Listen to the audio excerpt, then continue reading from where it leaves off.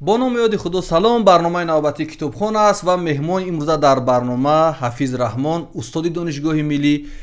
устод ба барнома хуш омадед. адабиётшинос ҳастанд устод ва имрӯз чизе аз худтон бигӯед ки имрӯз ба чӣ кор банд ҳастед, ҳолу ҳавоятон чӣ гуна аст ва ба чӣ корҳое машғул ҳастед ҳамин шабу рӯз? саломат бошед. чун устод ки гуфтед, кори устод ҳамеша таълиму тадрис ва омӯзиш аст. аз пай ҳамин корҳо ҳастем. андак агар вақт боқӣ бимонад ба навиштани баъзе таъссуроти хиш аз дидаву шунидаҳо, аз ҳамин фаъолияти эҷодӣ кам машғулият дорем ва инчунин мақолаҳои илмӣ таълиф мекунем ва дигар корҳое ки ба ҳамин эҷодиёт дахл дорад. устод, шумо ба ҳайси китобхон ва муаррифгари китоб, таблиғгари китоб, як нафаре ки дар кишвар вақти номи шумо гирифта мешавад, ҳатман пеши рӯи нафарони дигар китоб пайдо мешавад.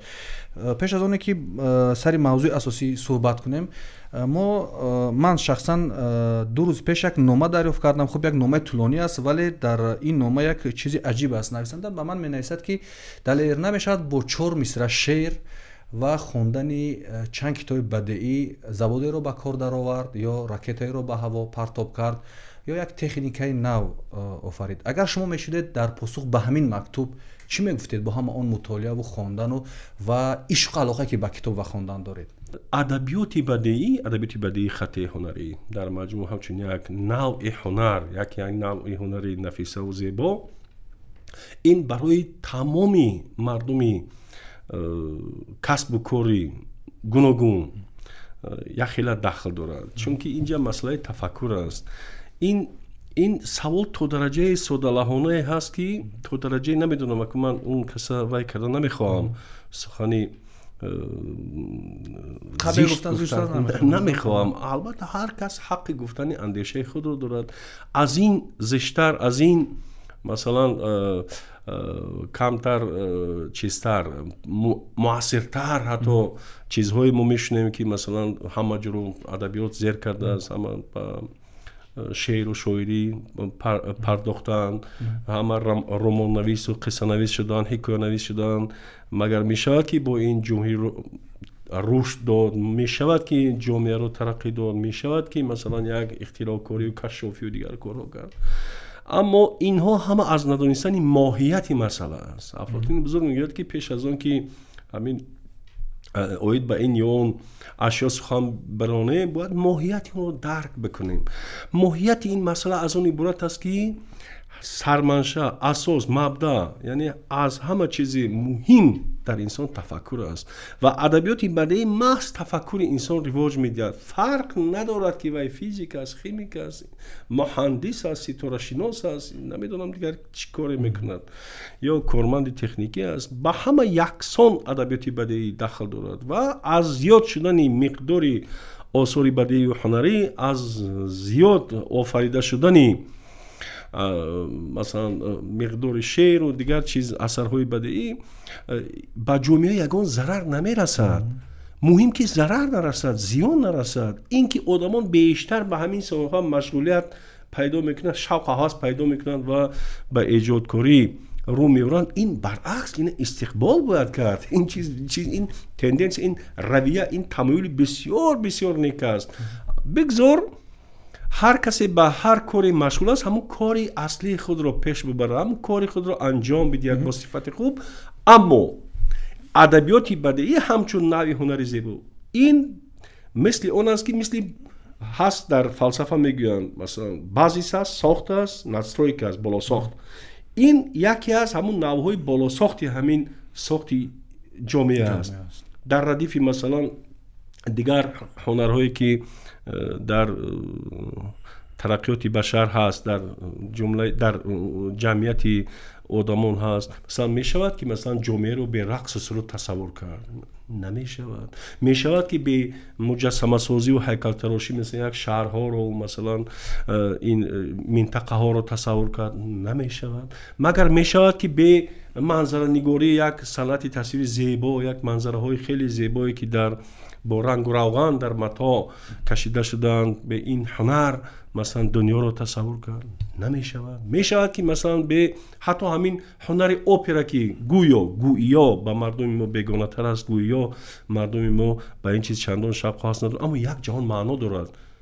Унҳои онро дӯст намедоранд ки ба моҳияти он сарфарм намеравад.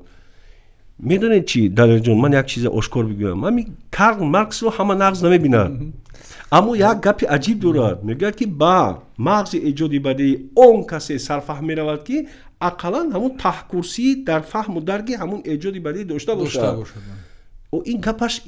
این گپی مارکس رو در همین نقطه شما از سالهای 90 وارد دانشگاه شدید، بعدا در روزنامه هم فعالیت کردید، در تلویزیون هم فعالیت کردید، در دانشگاه همواره درس میگویید. خب وضعیت چگونه است امروز؟ انا این چیزی گفتید که ذوق یعنی در وجود انسان و آن بچه‌ای که امروز از مکتب‌های گوناگون میان و از دهات هر جا به دانشگاه داخل میشوند، وضع مطالعهشون چگونه است و چیزی رو میبینید همشون استاد؟ یعنی وضعیت ما در چه وضعی قرار داره؟ عادل جان اگر اجازه باشد من همین ادامه همون سوال پیشین یک چیز اضافه کنم که بسیار مهم است. این پاسخ میشود به همون کسی که چنین مکتوب فرستاده است. این مکتوب با اون خیلی تاثیر کرد. باور این چیزا رو میشنویم، هر بار میشنویم گویا نشه با وای ما میرسد، چون که با سخن سر و کار داریم. آخر این چیزا بسیار اندکی قبیح به نظر میرسند. درست است که با شعر شاعری نمیشود مثلا کشافی کرد، با شعر شاعری نمیشه، با ادبیات بدیعی نمیشود تراکتور آفرید یا مکانیزم‌های آفرید که این نمیشه. ولی من یک نظر دیگر دارم. میدونید شاید بعض اختراع سبب شعر باشد، شاید بعضی شاید کتاب باشد. یعنی شما استاد میگید نمیشود، من شاید به فکر شما تا اندازه راضی نباشم. یعنی شاید یک اثر بدیعی یک تحولات در یک جامعه به وجود بیاورد. مثلا ژول ورن، مثلا همین اثرهای ژول ورن اساس شد، یعنی مبدأ تخیل شد، یک سرچشمه شد که کشتی زیریابی چی شود. مثلا یا رید بردبری، مثلا همین چیزی که در گوش میمونه گوش میکنید، همین چی میگن همون ناوشنیک همون در گوش انسان گذاشته میشود و تقریبا به خود انسان تعلق میگیرد. همین در رید بردبری مثلا بار اول استفاده شد. مثلا همین اتم مثلا در اثرهای گربرت اویلز مثلا بعدی آثار او مثلا اتم آفریده شد یا کی چیز، یا اینکه بسیار همین اصول ها کشفیات هایی که در پیشینوسی حقوق شناسا میگن کریمینالیستیکا پیشینوسی است. در همون از اثرهای آرتور کونان دویل اول استفاده شد. اون مقدار معلومات اطلاع آید به ماهیت سرمایه‌داری گرفتن ممکن است که از یکان کتاب دیگری صرف اقتصادی یا که صرف تاریخی یا که تحلیلی اقتصادی گرفتن ممکن نیست. این ادامه همون پاسخ همون کس علاوه میکنم با یک چند چیزی که در علم ثابت شده است. مثلا همین یک 9 خصوصیت دارد همین ادبیات بدیعی خوندن، کتاب بدیعی خوندن که اینا علم همه علم ثابت کرده. یکم تفکر رو رواج میدهد، این شک و شبهه نیست. دوم که همین استرس ها میگن که احساسات مغشوش انسان رو از بین میبرد. در این مسئله دیگر چیز نیست. بعدا در انسان انبار سخن به وجود میآورد، یعنی ذخیره لغوی سخن، ذخیره زبانی سخن رو بیشتر میکند. یعنی آدم سخنور میکند با راه اصول های گوناگونی. مثلا سخنوری انسان رو انا چی میکند، انا وای میکند، مسلح میکند، همین خیلی بگیم. اگر بعدا یک بیماری است آلزایمر، این اکن طبیبان میدونن از همین بیماری همین خواندن اثری بدیعی آدم نجات میدهد. این اثبات شده است. بعد اعتمادناکی انسان رو نسبت به حیاتش، نسبت به هستیش، نسبت به موقعش در جامعه، نسبت به زندگیش، نسبت به اطرافیانش، نسبت به همه چیز در معرفت عالمی اشیا در مجموع اعتمادناکی انسان رو بیشتر میکند، قوی میگرداند. بعدا احساسی ایجادکاری رو در انسان به وجود میارد. یعنی انسان بعد مطالعه آثار بدیعی خودش هم کوششی چیز نوشتن میکند، خواه وای مثلا راننده تراکتور باشد، خواه وای بیناکار باشد، خواه وای نمیدونم کدام ساحه‌ای که نباشد. بعدا آخه یک چیزی بسیار مهم که اینا گفته نشد، مثلا شاید کمتر بگم، همین خواب آدم تنظیم میکند، درست میکند. بهترین داروی همین آدمانی که مثلا با بیماری‌های گوناگونی همین از خواب اذیت میکشند، این دوایش همین خواندن اثری بدیعی است. بعدا همین فعالیت سیستم عصب رو درست میکند، یعنی پرراه مرتب میکند. بعدا همین тамаркузи диққат мегӯям, консентрация внимания рӯзҳо мегӯям, дар илми тиб ҳам хеле, дар психология, дар равоншиносӣ ҳам бисёр вай аст. ҳамин тамаркузи диққатро сабаб мешавад. яъне ина бинед ки ман на фазилати китобхониро ба шумо гуфтам ки дар илм акун инҷа суҳбати мо ки мухтасар аст, ин ҳама ина шарҳ додан масалан вақти зиёде сарф мешавад. хоб шояд ин солҳо аз матни ҷомеа вақте пайдо мешавад ки одамҳо камтар мутолиа мекунанд, камтар мехонанд ва камтар ба умқи асарҳои бадеӣ сарфаҳм мераванд.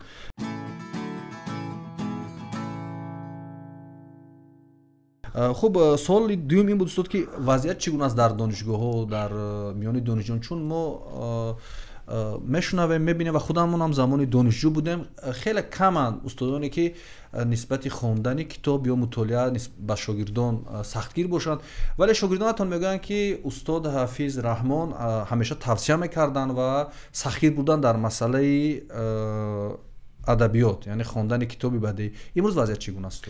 имрӯз вазъиятро яксон гуфтан бисёр мушкил аст. вазъият то ҳадде боғранҷам ҳаст, то андозае муносибати донишҷӯён ба китоб хеле чӣ шудааст, заиф шудааст, хеле заиф шудааст. ин сабаб ин ки дар шароити таҳсил навигариҳо ҷорӣ шудааст, яъне усули кредитии таҳсил мегӯянд, ба ҳамин чиз ҷорӣ ки шудааст. барои ҳамин устод фақат ба хондани лексия машғул, дарсҳои назариявӣ, дарсҳои амалӣ андаке ва баъдтар бачаҳо рафта баъд дар ҳамун кобинаи махсус ба таври тестӣ имтиҳон месупоранд. ҳамун ман гоҳ-гоҳ шӯхӣ мекунам ки ин илмро баъдан илми ҷодугарӣ ҳам гуфтан мумкин аст. ҳамун 5 сол аст, аз ҳамун якеш дуруст аст. яъне ҳамин ин чиз бисёр барои ман нохушоянд аст. рости гап нохушоянд аст, зеро ки донишҷӯёнро аз хондани китоб андаке дур кардааст. зеро ки пештар шакли шифоҳии таҳсил ё ки супурдани имтиҳону санҷишҳо, ин чизо хубияш ҳамин буд ки ҳамин донишҷӯ ба ҳамон тавсияҳои муаллим гӯш медод, ба роҳнамоиҳои ӯ диққат медод. яъне устод ки як миқдор асарҳои бадеиро барои мутолиа месупорид, вазифадор мекард, оно то фаро расидани имтиҳон ҳамонро чиз мекарданд, мехонданд, чиз мекарданд, аз бар мекарданд, баъдан ба имтиҳон ворид мешуданд. хуб, умре ба мутолиа машғулият акнун чӣ бояд кард ки завқ бедор шавад, шавқ бедор шавад? як таҷриба бигӯям, ҳамин дар низоми таълим буд ки ҳамин як то ҳадди 30-35 асари бадеӣ дар оғози сол барои донишҷӯён тавсия карда мешуд. маҷбурӣ буд, ин хеле ихтиёрӣ не. ҳамин қадар миқдори асарҳо хонда мешуд ва баъди он баъд имтиҳон гирифта мешуд ва дар асоси ҳамун мутолиаву баъд ҳамун чизҳо баъд баҳо гузошта мешуд. анакун барои қабули, барои фаҳмидани он ки ҳамун донишҷӯён хондаанд, 2-3 муаллимои ҷавон масалан сафарбар мешуданд, оно менишастанд аз ҳар то бегоҳ дар вақтҳои холӣ масалан аз ҳамун донишҷӯён чи адабиёт қабул мекарданд, ба ин маъно ки осори мутолиашудаи онҳоро фаҳму даркаш онро мефаҳмиданд ва дар чизи дафтари махсус қайд карда мешуд, яъне ишора карда мешуд ки супорид ё насупорид.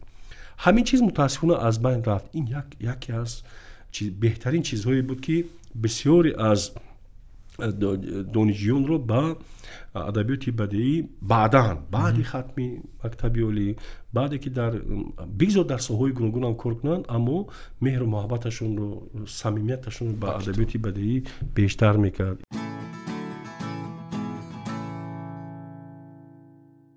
чӣ бояд кард? бале, завқа бедор кунем барои мутолиа, барои хондан. бале, ман амина бигӯям ки ҳамин фитрати инсониро чанд унсур ташкил медиҳад. яке заковат бошад, дигари тахайюл аст, масалан дигариш эҳсосоти инсонӣ аст, хотира ё ҳофизаи инсонӣ аст.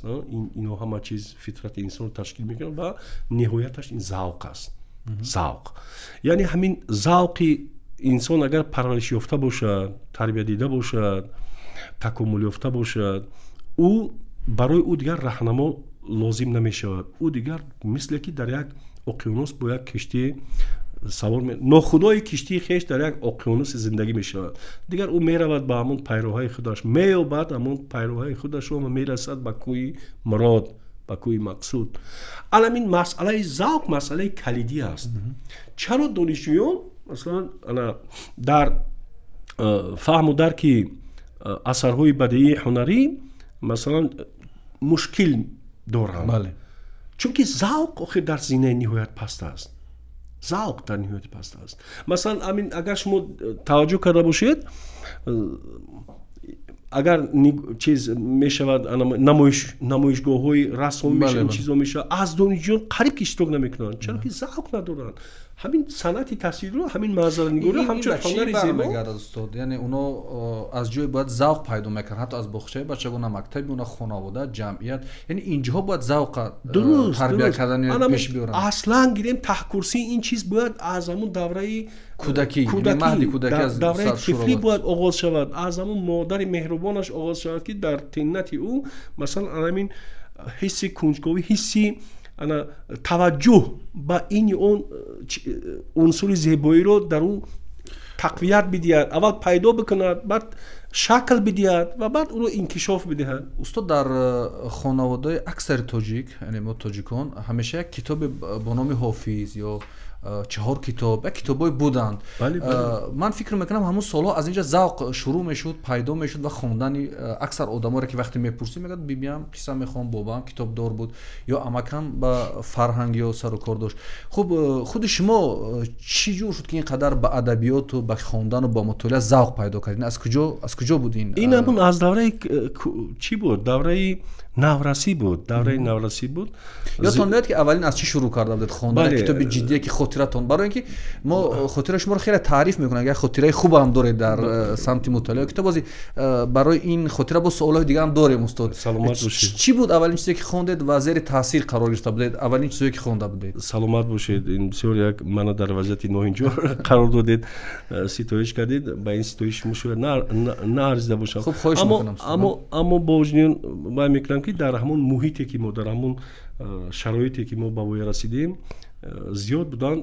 мо ҳамсояҳое доштем ки аз олмониҳо буданд, дар ҳамун ноҳияи мо миллатҳои русу дигар зиёд буданд ва онҳо як чиза ман аз ҳамон кӯдакӣ пай бурдам ки дар хонаводаҳои оилаҳои акугем русабон ё аврупоӣ ҷевони китоб буд. ҷевони китоб амин як унсури бисёр муҳим ҷевони китоб доштанд ва дар он ҷевони китоб асарҳои китобҳои гуногун чида шуда буданд. вақте ки мо тифл, мо кӯдак будем, синфи 3, 4, 5, ҳамин давраи ҳоло чӣ набуд, ҳатто ба давраи чиз нарасида будем, ба давраи мактаби. бале, ҳамин чизоро дида дар мо ҳавас пайдо мешуд ки ин аз ҳамун рафи китоб як китоб гирифта масалан хондаву баъд чиз. баъдан як низоми дар мактаби миёна ҳамин хеле як системаи хосе буд ки ҳамин бачаҳоро ҳавасманд мекарданд. масалан ҳар ҳафта масалан ҳамун омӯзгори забону адабиёт ё ин ки роҳбари синф китобҳоеро тавсия мекарданд, аз китобхона рафта шахсан тафтиш мекарданд. китобҳоро вақте ки мо мегирифтем бурда месупурдем, он китобҳоро вақте қабул мекарданд ки агар хонда бошед. хуб, мепурсидан, яъне китобхонадон. ин чиз таъсири бисёр, ин системаи беҳтарин системае буд дар давраи шӯравӣ ки ҳеҷ аз ёду хотираи ман зудода намешавад. ин чиз агар масалан ҳоло агар эҳё шавад, худо кунад ки эҳё шавад, агар беҳтарин чиз хоҳад буд. яъне ҳар ҳафта, алак тасаввур кунед, як моҳ аст, 4 ҳафта аст. масалан дар 4 ҳафта масалан як наврас метавонад ба фурҷа бо истифодаи вақти бисёр хуб 4 та китоб бихонад, ё ақаллан дар як моҳ 1 та китоб бихонад ё 2 та китоб бихонад.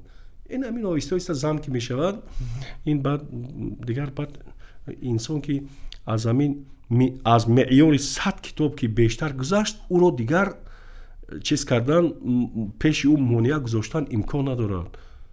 ӯ дигар як асперо ки масалан маҳмез мезанаду масалан чиз мекунад, ӯро ром мекунад, болои асп ки нишаст, ӯ дигар шаҳсавори илму китоб мутолиа мешавад ва ӯро дигар аз ин роҳ гардондан имкон надорад. яъне дар ҳамун як завқи парвариш меёбад ки ӯро раҳнамоӣ мекунад барои донистани чизҳое ки ӯ донистан мехоҳад. адабиёти бадеӣ ҳамин гуна хусусият дорад ки ҳамин адабиёт пеш аз ҳама ҳамин ҳоли мегӯянд ки адабиёти бадеӣ функсияи ё ки вазифаи тарбиятгарӣ дорад, ина дар мавриди аввал мегузоранд. Ман мегӯям не, дуруст, бале тарбия мекунад, бале, аммо ин муҳимтар аз ин тарбияи эстетикӣ аст, тарбияи зебоишинохтӣ аст, тарбияи зебоипарастӣ аст. яъне дар ҳар ҷуз я дар ҳар унсури олами ашё чиз зеборо дидан, масалан ҳақиқат, зебоӣ, накӯӣ, анами се унсуре ҳаст ки адабиёти бадеии хати ҳунарӣ дар ниҳоди инсонҳо парвариш медиҳад, инсонҳоро ба ҳамин чиз талқин мекунад ва ин ниҳояташ ҳамин аст ки инсонҳо ба шахсият табдил меёбанд. ҳоло таҳирҷон ин хел аст. мо дорем ҷавонони зиёде дорем, масалан ҳазор ҷавононе дорем. аз ҳамин ҳазор ҷавонҳо то ба шахсияти иҷтимоӣ ягон ангушумор мерасанд.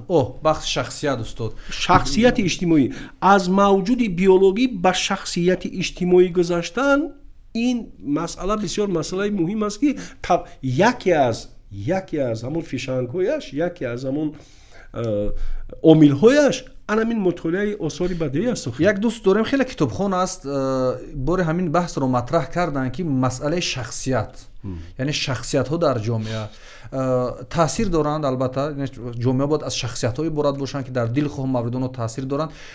ҳамин мутолиаву китоб хонданам шахсиятҳоеро ба вуҷуд меоранд, яъне шахсиятҳое ки оно матраҳ бошанд, пешгом бошанд, ҳамоҳанг бошанд ба ҷомеа, ба набзи ҷомеа. албатта ин вақте ки мутолиаи осори бадеӣ тафаккури инсонро ки рушд бидиҳад, тафаккури инсонро аз ҳар ҷониб масалан инкишоф бидиҳад, чаро шахсият нашавад? яъне яке аз роҳҳои шахсиятсозӣ ҳамин аст. аввалан муҳит аст, албатта воқеияти иҷтимоӣ аст, албатта он ҷое ки он дарс мегирад ё ин ки он ҷое зиндагӣ мекунад, дар кадом ҷо дар кадом муассисае кор мекунад, ин ҳама чизҳо албатта аҳамият доранд. аммо муҳим инҷо барои агар мақсадамон агар ҷавонон бошад, ҳамун иҷтимоишавӣ мегӯянд, социализатсия русҳо мегӯянд дар ибораи русия, иҷтимоӣ гардонидани ҷавонон яке аз ҳамин роҳҳояш ҳамин мутолиаи осори бадеӣ аст. вақте ки тафаккури но рушд мекунад, баъдан охир ба адабиёти бадеӣ инсон ба як олами тамоман бегона ворид мешавад, як дунёи дигар ворид мешавад. дунёи бисёр рангу ранг аст. мисле ки дар табиат, мисле ки дар биология аст рангурангии биологӣ, масалан кӯҳу чашмаву боду шамолу ин чиз релефҳои гуногун, ландшафту ин чизҳо ки ҳаст, табиат барои ҳамин зебо аст. адабиёт ҳам ҳамин мисли табиат аст. алами гуна рангу рангиҳо дорад, метод, усулҳо, равияҳои адабӣ, ҷараёнҳои гуногуни адабӣ ҳаст. масалан адибоне ҳастанд ки бо усули вуқӯънигорӣ менависанд, онҳое ҳастанд ки бо рамз менависанд, рамзнигорӣ, символизм, онҳое ки бо усули натурализм, онҳое ки бо сюрреализм ё ки фаро вуқӯънигорӣ менависанд, онҳое ҳастанд ки масалан бо садҳо методҳои модернистиву постмодернистиву дигар чизо доранд. ин як олам аст. дар бораи ҷавонон гуфтем, мутолиа гуфтем ва ҷомеа. имрӯз адабиёт хеле зиёд нашр мешавад. агар дар кишвари мо набошад, дар дунё хеле зиёд нашр мешавад ва ба ҳар тариқе вориди кишвар мешавад ва сомонаи мухталиф ҳам зиёд ҳастанд. намешавад ки ҳамаи китобҳоро хонд, яъне ҳамаи китоби дунёро хондан имкон надорад ва ҳар чизам набояд хонд. хуб, ба андешаи шумо чӣ бояд кард ки мо як ҷавононро дар роҳи дуруст дар самти мутолиа ҳидоят карда бошем? чун онҳо ҳар чизи масалан лозиму ҳар чизи нолозимро нахонанд, чизе хонанд ки лозим бошад ва ба нафъи ҷомеа бошад. ин чизи шумо як гапи Лев Николаевич Толстой ба хотири ман овард ҳозир. мегӯяд хуб ё бад будани асари бадеӣ ба он бастагӣ дорад ки муаллиф чӣ менависад, чӣ гуна менависад, то чӣ ҳад самимона менависад. анамин инҷа масъалаи шинохт, масъалаи маърифати адабиёти бадеӣ аст ки инҷа бераҳнамо намешавад албатта. ва дар шинохти осори адабӣ албатта аз сода ба мураккаб рафтан лозим аст, аз ҷуз ба кул рафтан лозим аст. ва то ин ки анамон масъалаи завқа гуфтем, то ки завқ ба ҳамон чиз парвариш ёбаду оҳиста ба материяҳои баланд дастёб шавад. анамин яъне як чиза бояд бигӯям ки ин вобастагӣ ба он дорад ки чӣ гуна ҷавонони мо бояд аз чӣ бояд оғоз кунанд. از چی این باید سوال آغاز مهم کنم؟ است. بله. از چی باید آغاز کنم؟ باید از چیزهای لازم آغاز کنم. البته این یک سوال شما که یک تحقیقات رو من خوانده بودم که انسان اگر طول 70 سال زندگی بکنه در طول 70 سال نمیتونه از 5000 کتاب زیاد مطالعه بکنه. یعنی تحقیقات ثابت شده است. این اکنون یکی از همین خیلی تحقیقاتی که از من دقیق گفتن نمیتونم در کدوم مأخذش رو آوردن نمیتونم مازیر بایودم بیاد میگم، لیکن همین چیزا خوندم بودم که طول 70 سال عمر اگر عمرش مرتب گذرد، اگر مثلا کار و تحصیل و این چیزا با فراغتش در موازنت قرار داشته باشد، یعنی وقت پیدا بکند که برای مطالعه صرف بکند، همه این چیزا رو به اینوبت گرفته، لحظه های زندگی رو به اینوبت گرفته، همین خیلی حساب کردن که یک طول تو همین حد 5000 کتاب خوندنش امکان دارد. یعنی عمر آدم نمیرسد که این ادبیاتی اینا تصور کنید که اگر در عالم 193 کشور عالم عضو سازمان ملل متحد باشد، اگر 193 کشور دارای ادبیات ملی خود باشد، این یک ادبیات بسیار کلان است. برای فرا گرفتن همه این نه تنها عمر یک آدم بلکه یک پژوهشگاه هم نمیرسد، حتی یک نمیدونم آخه چندین پژوهشگاه نمیرسد. برای همین در آموزش ادبیات بدیعی خلق‌های گوناگون عالم همین پرینسیپی انتخابی بهترین اثرهایی که در خزینه ادبیات جهان و خزینه بشریت موقع و جایگاه شایسته دارند و همونها مورد آموزش قرار داده میشد. یک مثال تاریخی بگویم اجازه هست؟ بله. مثلا در ریم باستون از همون سینی کودکی ادیسه رو لیوی اندرونیک ترجمه کرده بود، یکی از مترجمان ریمی، با واقعیت ریم مطابق کرده بود و همون نامش همون ادیسه لاتینی همون رو در صنف‌های ابتدایی تعلیم میدادن. الان که پرسید چرا؟ چون که در همون ادیسه یعنی یک صفت ها، یک خلق و اطوار بسیار حمیده همون قهرمان است، یعنی شکست نخوردن از همه گونه مانعه ها، همیشه مبارزه بردن، مغلوب نشدن، تا به هدف رسیدن مبارزه کردن، یعنی هیچگاه قفا نگشتن. یعنی این روحی انسان رو تربیه میکند اون اثر. ما داریم هم خیلی اثری که واردی مثلا متن جمع مکتب ها کنیم و دانشگاه ها کنیم و شاهنامه بیزوال فردوسی بهترین وسیله آموزش در همین سن سال است. اما در مورد همین الفبای ما رو ببینید، اکنون اینجا من نمیخوام خوش میکنم الفبا بگید الفبا یا اینکه کتابی خونیشه، یعنی این یک مقدار متن‌های هست که اونها تاثیر ندارند. این خیلی یک عالم باطنی همون کودک رو مثلا چیز نمیکنند، یک گیرودار یک چیز میگن، یک نمی افروزن از درون، تحریک نمیدین تفکری اون رو. این متن‌های بسیار عادی هستند. یعنی از همون الفبا شروع میشه. همین متن‌های ادبی بسیار خوب رو انتخاب کرده از همون دوره نورسی، از دوره همون حتی صنف‌های ابتدایی جاری کردن.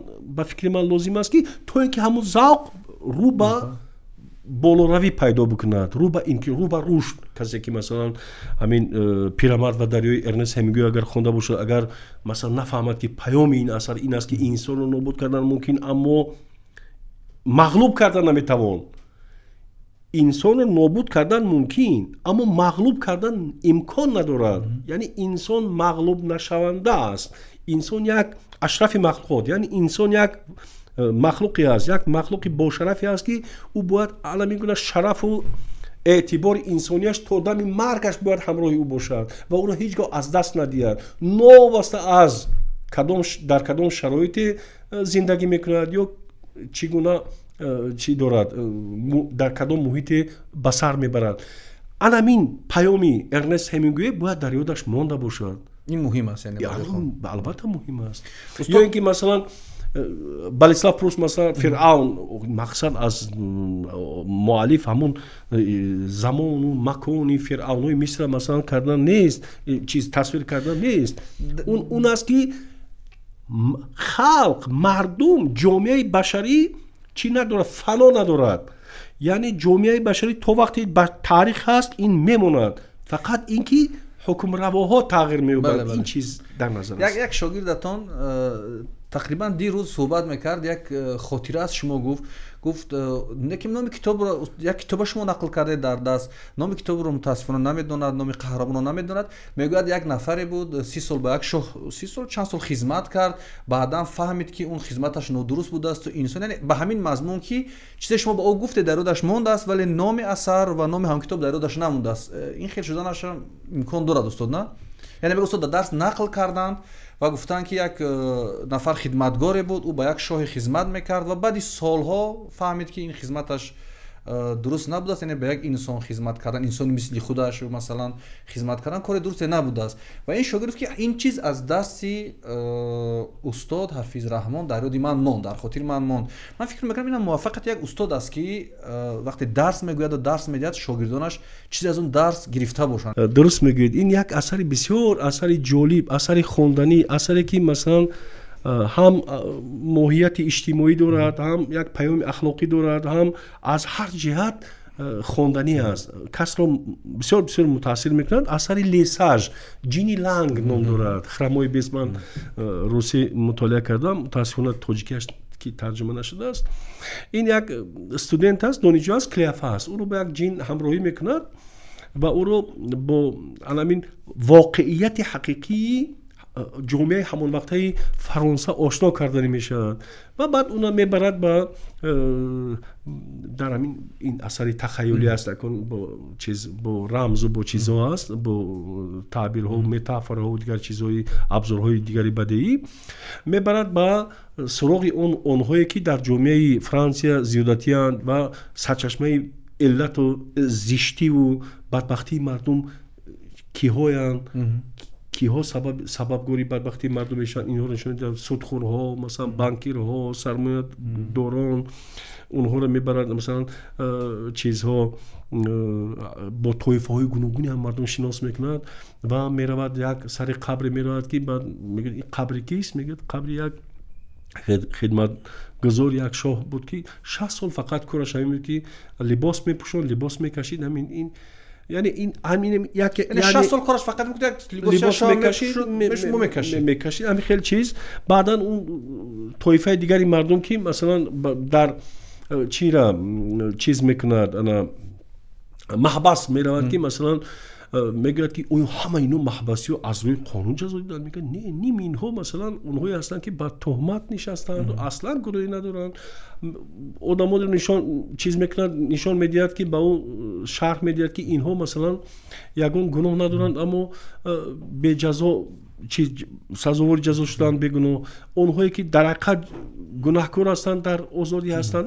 ин чизҳо яъне ихтилофоти иҷтимоӣ хеле зиёд асари ҷолиб аст. ва билохира Клеофас ба танг меёнад, ҳаст дар ҳамин ҷомеаи Франсия одаме ки масалан барои ҷомеа зарур бошад, судманд бошад. баъд ӯро мебарад назди як шинос мекунад, назди як пири музадузе ки писараш акнун нав соҳиби кору соҳиби вай шудааст, як маоши муайян шудааст ва мехоҳад падари пирашро аз ҳамун заҳмати музадузӣ озод бикунад. мегӯяд падарҷон, ту бирав ина миқдор маблағро бигир, ман ина барои ту вай кардам, ина сарф бикуну, дар хона истироҳат бик, давлати пирӣ бирону, ҳамин дигар ба кор машғул машав, акун ту пир шудаӣ. баъд расо як ҳафта тоқат мекунад вай Мӯйсафед дар хона ва омада пулро ба писараш медиҳаду мегӯяд ки ина бигир ки ман он ҳолате будам дар як ҳафта ки он ҳолат тасаввур нашаванда аст. ҳам хобу хӯрамро фаромӯш кардам, ҳама чизро. ҳамин заҳмати ман аст ки маро зинда нигаҳ медорад. устод, ба барнома хуш омадед ва дар фароварди барнома хостем хулосаатонро бигӯед ки дар кишвар китобхонҳо зиёд шуданд имшабрӯз ё ҳанӯзам вазъият нигаронкунанда аст ва дар хулоса ин мавзӯъ шумо чӣ гуфтанед ба бинандаи барномаи китобхон? саломат бошед. ман ҳамин чиза мехоҳам қайд кунам ки мехоҳам махсус таъкид кунам ки китобу китобхонӣ ба фазои ҷомеа, ба шароити иҷтимоӣ, иқтисодӣ, фарҳангӣ ва ҳунарӣ, ба вазъи зиндагӣ, ба бисёр омилҳо бастагӣ дорад. хеле хеле омилҳое аст ки инсонҳоро ба китобхонӣ моил мекунад, аз китобхонӣ дур мекунад, ҳам монеа мешавад, ҳам عامل پیشرفت می شود. این چیزها را کن صرف نظر کردن هیچ امکان ندارد. اما از همین 3 سالی که من در همین آزمون فروغ صوبی دانایی شرکت میکنم، حقیقی خلاصه پیدا کردم که صفی کتابخونه اونهایی که توجه پیدا کردن به کتابخونی رو به افزایش آورده است. به هر حال همین تندنسی، همین چیز، همین روند، بله همین روند به هر حال به مشاهده میرسد و اینا بینید که اما ما اگر تحقیقاتی سوسیولوژی یا که آماری می داشتیم، اگر منظره روشن‌تر میشد. افسوس که این خیلی آمار نداریم. مثلا در ژاپن که یکی از ایالت‌های پیشرفته دنیا است، من از یک چیزی آمار دیده بودم که از هر 100 نفر 93 نفر سال 2 کتاب میخونند. در ایران باشد از هر 100 نفر سال 28 نفر 2 کتاب میخونند. یعنی این گونه آماری که کس رو با ماهیت مسئله وارد میکرده باشد، همین گونه آمار متاسفانه ما نداریم. اما احساس کردن ممکن است، پیخست کردن ممکن است که شوق و جوش و خروش جوانان به کتابخوانی توسط همین آزمون بیشتر شده است. این یک بعد دویم که به یک آزمون خاطر نمی شود که جامعه را کتابخوان کرد. یعنی باز عامل‌های دیگری ضرور است، باز چاره‌بینی و نمیدونم تدابیر زیادی فرهنگی دایر نمودن لازم است که جوانان رو به کتاب بیارن.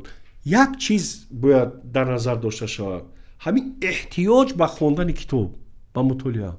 تشکر زیاد استاد. بار دیگر با برنامه خوش آمدید و این شب و روز ما تاجیکستانیان عزیز بیشتر از هر وقت دیگر با مطالعه، با خوندن احتیاج داریم و هدف برنامه کتابخونم، آرزوی ما هم و دستان در کارون برنامه در این سمت این است که جامعه ما، مردم ما هرچی بیشتر و بیشتر رو به مطالعه، رو به کتابخوانی بیارد. این برنامه کتابخوان بود. تا برنامه های آینده در پناه خدا بمانید.